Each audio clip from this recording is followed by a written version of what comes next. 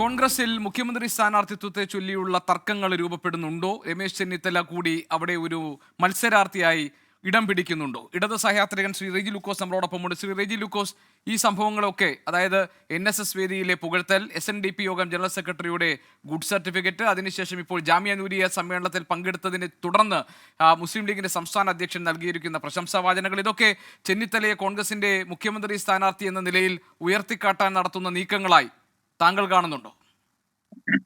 നിശ്ചയമായിട്ട് അത് യാതൊരു സംശയമില്ല. സാദിഖ് ശിഹാബ് തങ്ങളുടെ ഒരു ഫേസ്ബുക്ക് പോസ്റ്റ് ഇന്ന് വന്നിട്ടുണ്ട്. അതിനകത്ത് അദ്ദേഹം പാടിപ്പൊളിച്ചിട്ടുണ്ട്. ഫാസിസ്റ്റ് ക്കെതിരെയുള്ള പ്രവർത്തനങ്ങളിൽ രമേശ് ചെന്നിത്തലയാണ് ഉചിതമായ സ്ഥാനാർത്ഥി അല്ലെങ്കിൽ ഉചിതമായ നേതാവ് എന്നുള്ളത് അദ്ദേഹം പാടിപ്പൊളിച്ചിട്ടുണ്ട്.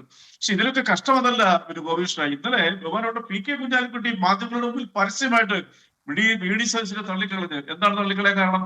വി ഡി സതീശൻ അല്ല, PB അൻവർ UDF വരാനുള്ള സാധ്യതയുണ്ടോ, അദ്ദേഹത്തിന് സ്വീകരിക്കുമെന്ന് ചോദിച്ചു. അദ്ദേഹം എന്താ പറഞ്ഞേ? ആർക്കും എതിരെ ഞങ്ങളുടെ വാതിലുകൾ അടച്ചിട്ടില്ല, തുറന്നിട്ടിരിക്കുകയാണ്, സാഹചര്യം അനുസരിച്ച് തീരുമാനമെടുക്കുമെന്ന് പറഞ്ഞു. എന്നാൽ ബഹുമാനപ്പെട്ട വി ഡി സതീശന് പാലക്കാട് തെരഞ്ഞെടുപ്പിൽ ഈ കാര്യത്തെ കുറിച്ച് പരാമർശിച്ചത് എന്താ? അദ്ദേഹം 2 തവണ പറഞ്ഞു ഒരു കാരണവശാലും അതിനെ കുറിച്ച് ആലോചിക്കാനില്ല, ചിന്തിക്കുക പോലും വേണ്ടെന്ന് പറഞ്ഞു. PB അൻവറെ UDF എടുക്കേണ്ട ഗതികേട് UDF ഇല്ലെന്ന് പറഞ്ഞു. ഇത് തന്നെയാണ് MM ഹസനും പറഞ്ഞത്.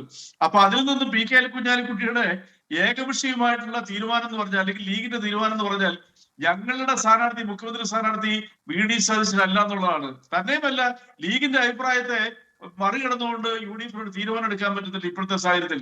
ഇനി ഇന്ന് മാത്രമല്ല ശ്രീ റെജി ലൂക്കോസ്, ഈ മുനമ്പം വിഷയത്തിൽ നടത്തിയിട്ടുള്ള അഭിപ്രായ പ്രകടനങ്ങൾ ഉണ്ടാക്കിയ പ്രശ്നങ്ങളും താങ്കൾക്ക് ഓർമ്മയുണ്ടാകുമല്ലോ. മുനമ്പം വഖഫ് ഭൂമിയാണ് അല്ലയോ എന്നത് സംബന്ധിച്ചുണ്ടായ ആശയക്കുഴപ്പവും ഓർമ്മയുണ്ടാകുമല്ലോ വി ഡി സതീശന്റെ നിലപാടിനെ തുടർന്ന്.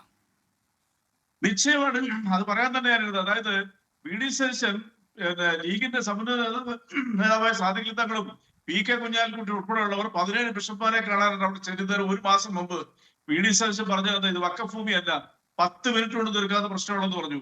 ഇതുപോലെ തന്നെ ഇതേ നിലപാട് ഏകദേശം ഇതിനോട് യോജിക്കുന്ന ഒരു നിലപാടുമായിട്ട് മുസ്ലിം ലീഗ് യോജിക്കുന്ന നിലപാടല്ല, അവർക്ക് ഐക്യദാർഢ്യം പ്രഖ്യാപിച്ചതോടെ ചെന്നതിന്റെ 2 ദിവസങ്ങൾക്ക് ശേഷം KM ഷാജി പരസ്യമായിട്ട് വെല്ലുവിളിച്ചത് എന്താ?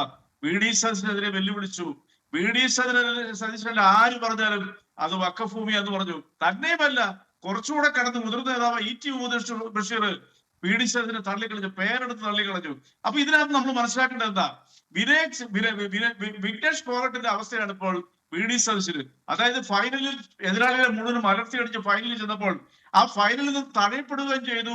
സിൽവറും ബ്രോൺസും പോലും കിട്ടിയില്ല. ആ അവസ്ഥയിലാണ് ഇപ്പോൾ രാഷ്ട്രീയ തന്റെ പാർട്ടിയിലെ ശക്തരായ നേതാക്കന്മാരെ പോലെ മൂലക്കിരുത്തി ഏതാനും അണികളുമായിട്ട് കുതിച്ചുകൊണ്ടിരുന്ന വി ഡി സതീശനെ ഒരൊറ്റ സ്വിച്ച് ഇട്ട് അല്ലെങ്കിൽ ബ്രേക്ക് ഇട്ടിരിക്കുകയാണ് ഈ പറഞ്ഞ രമേശ് ചെന്നിത്തലയും കൂട്ടിയും. ഇനി അത് മാത്രമല്ല, വി മുരളീധരന്റെ കമന്റ് എന്തായാലും ഗോപീഷ് ശ്രദ്ധിച്ചാണല്ലോ. വി മുരളീധരൻ എന്താ പറഞ്ഞേ?